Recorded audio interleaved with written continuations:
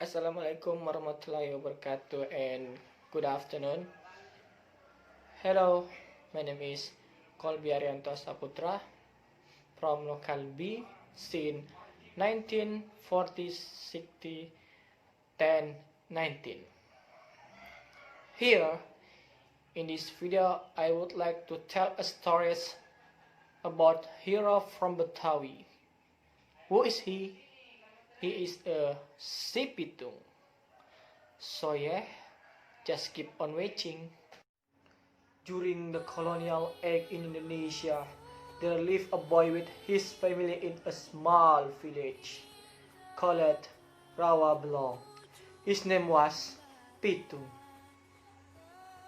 His father was a farmer, and his name was Papiun, and his mother was Bupina. He had three siblings. Since he was a child, he learned martial arts, silat, and also knowledge about Islam from a man by name Haji Naipin, a famous spiritual teacher in Rawabelong. Pitung was a diligent student. He practiced anything that his teacher taught him every day. He became skillful in no time, and his teacher became even more fond of him. His teacher even decided to teach him everything that he knows, including a very powerful magic called Pancasona. It is a magical power that will make anyone who learn it to be invulnerable or weapon resistant. All of his knowledge and ability didn't make him to be arrogant. He was always humble and kind to anyone. He always helped his father at the paddy field, helped his mother at home, and even sometimes he also helped his neighbors whenever they need his help. This attitude was the reason why all people in his village liked him. One day, Pitung witnessed some thugs seize of villagers' livestock and crop forcefully. This was not actually the first time something like this happened in this village, but it was her first experience to see it happening in front of him. The villagers were not there to fight because they were sent by the landlord, so they just hid inside their house as the thugs collected their livestock and crop. He got mad and he challenges the thugs to fight him. The thugs laughed, and he challenged because he was alone. They thought that it would be very easy for them to beat him.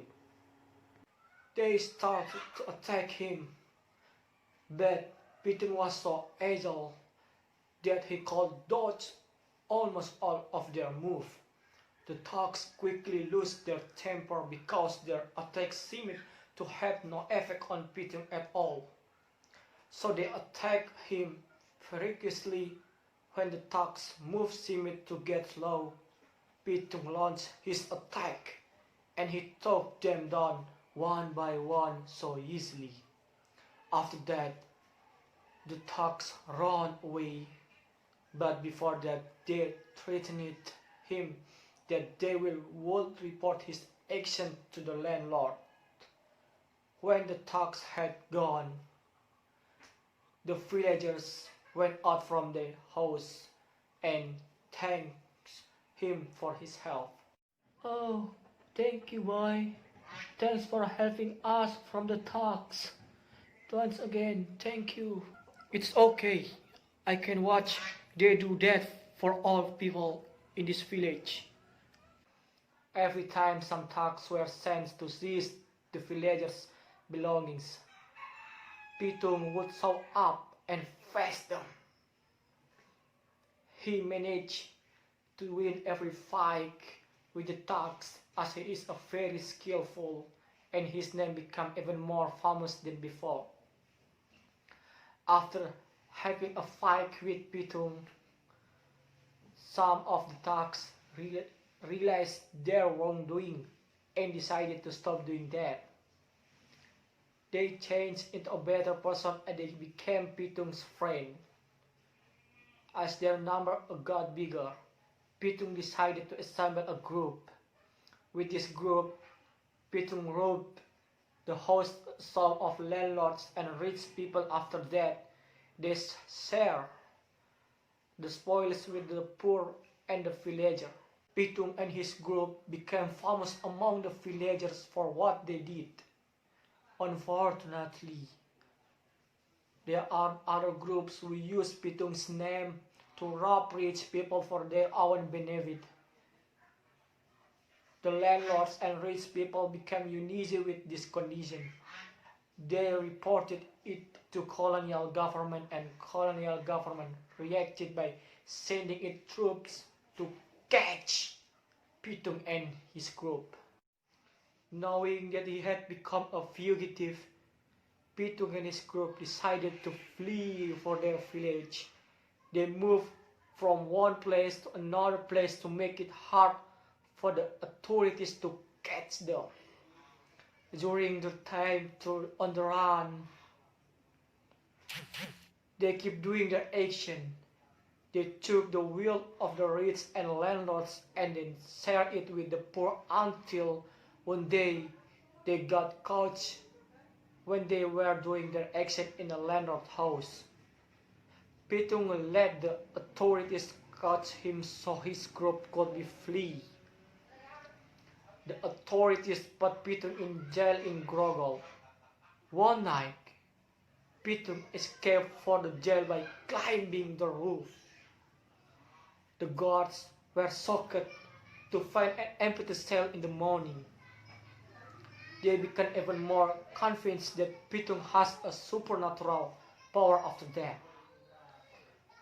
The authorities realized that it was not going to be easy to catch PITUNG for the second time.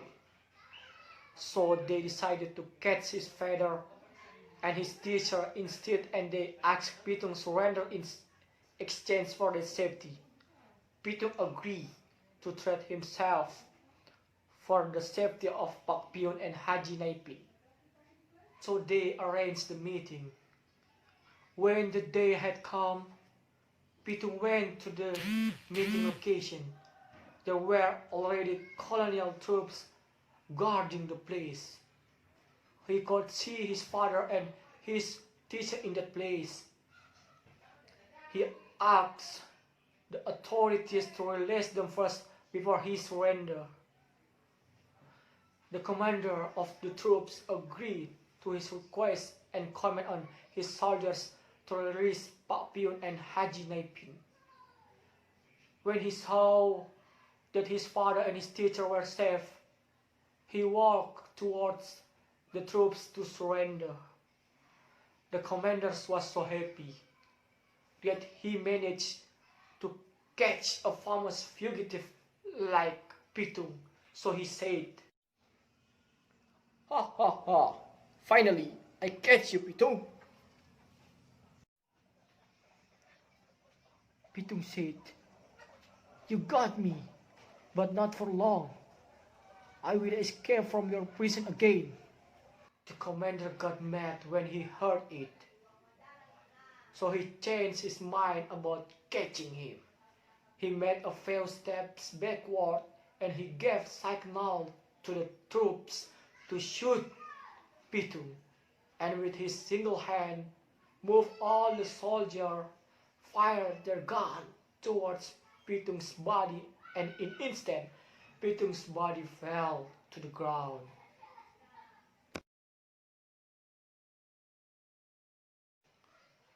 A moral message can be learned from the PITUNG stories.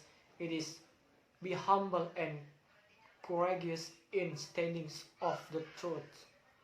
We have to help each other like the one that's saving people, and we have habits like the PITUNG. Okay guys, less and more, please forgive me. End of my words. Wassalamualaikum warahmatullahi wabarakatuh. Thank you for watching. See you.